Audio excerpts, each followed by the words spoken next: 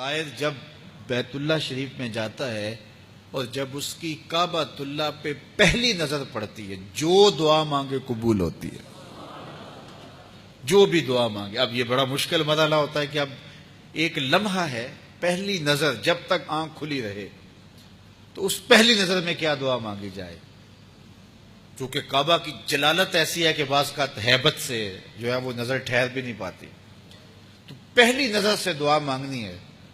اور پھر دعا بھی زندگی کی وہ مانگے کہ جو زندگی کا اہم ترین مقصد ہے۔ تو مختلف لوگوں نے مختلف دعائیں مانگی، کوئی کچھ مانگ لیتا ہے، کوئی جو کسی کی ضرورت تو وہ مانگ لیتا ہے۔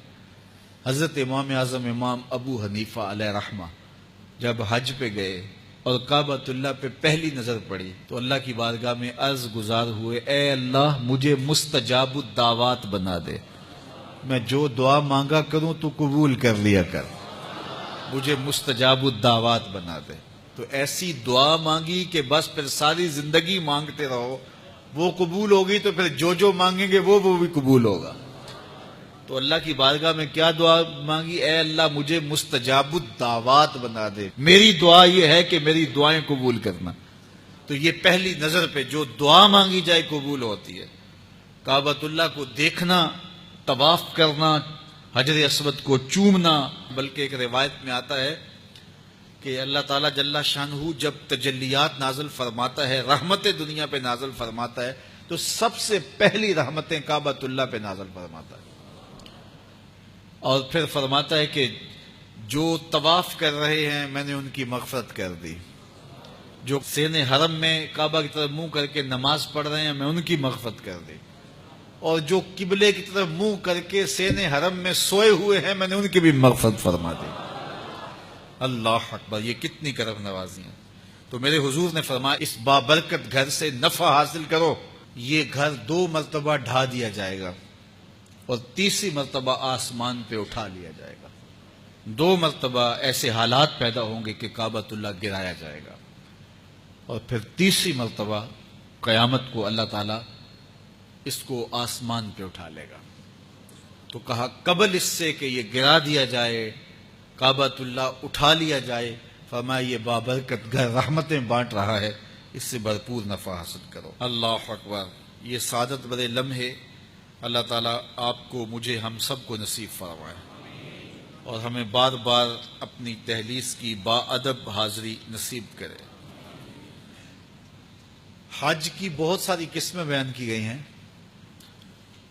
مختلف میقات مقرر کیے گئے ہیں کہ ذوالحلیفہ سے احرام باندھ لیا جائے یا لملم سے احرام باندھ لیا جائے اور بیر علی سے احرام باندھ لیا جائے، تو مختلف مقامات ہیں، لیکن سب سے اشرف کون سی جگہ ہے؟ یہ آپ کے دل میں بھی رشک پیدا ہوگا۔ میں نے بچپن میں جب بھی حدیث پڑھی تھی اس وقت سے میرے دل میں آرزو ہے، اور میں نے وہاں ایک شخص کو دیکھا بھی، اس نے مجھے بتایا کہ میں وہاں سے احرام باندھ کے آیا ہوں۔ تو سب سے یہ آپ سب کی آرزو ہوگی، اور یہ دعا کریں کہ اللہ ہم کو یہ لمحے نصیب کرے۔ سنو رسول اللہ کا فرمان، جس نے جو ہے وہ حج یا عمرے کے لیے احرام باندھا، کہاں سے؟ من المسجد الاقصی، مسجد اقصی سے، الی المسجد الحرام، وہاں سے اللہ کے ایک حرم سے احرام باندھا اور عمرہ حج آ کے کیا مسجد حرام میں، اس کے جو پچھلے گناہ ہیں وہ بھی معاف ہو گئے، جو بعد میں کرے گا وہ بھی معاف ہو گئے۔ تو یہ آرزو کس کی نہیں ہے کہ یہاں سے فلسطین جائیں، مسجد اقصی کے صحن میں احرام باندھے اور وہاں مکہ المکرمہ جائیں۔ یہاں ایئرپورٹ سے احرام باندھ لیے جاتے ہیں نا، پھر مسجد اقصی سے احرام باندھے۔ تو سب سے افضل تو یہ دعا کرو، میں آپ سب کے لیے دعا کرتا ہوں، اللہ آپ کو اور مجھے کم از کم ایک عمرہ اور ایک حج ایسا نصیب کر دے۔ دل سے دعا کرنی ہے، اور اس دعا میں صرف حج اور عمرے کی دعا نہیں، مسجد اقصی کی جو ہے وہ آزادی اور فلسطینیوں کے لیے بھی دعا ہے۔ اے اللہ ہم سب کو ایک حج اور عمرہ ایسا ادا کر دے کہ ہم احرام باندھیں مسجد اقصی سے اور کھولیں مسجد حرام میں۔ تو یہ ایک ایسا عمرہ ہے، ایسا حج ہے کہ جس کا صلہ اللہ کے رسول نے یہ ارشاد فرمایا کہ ایسا حج کرنے والے کے پچھلے بھی گناہ معاف کر دیے جائیں گے، جو بعد میں ہوں گے اللہ ایڈوانس انہیں بھی معاف فرما دے گا۔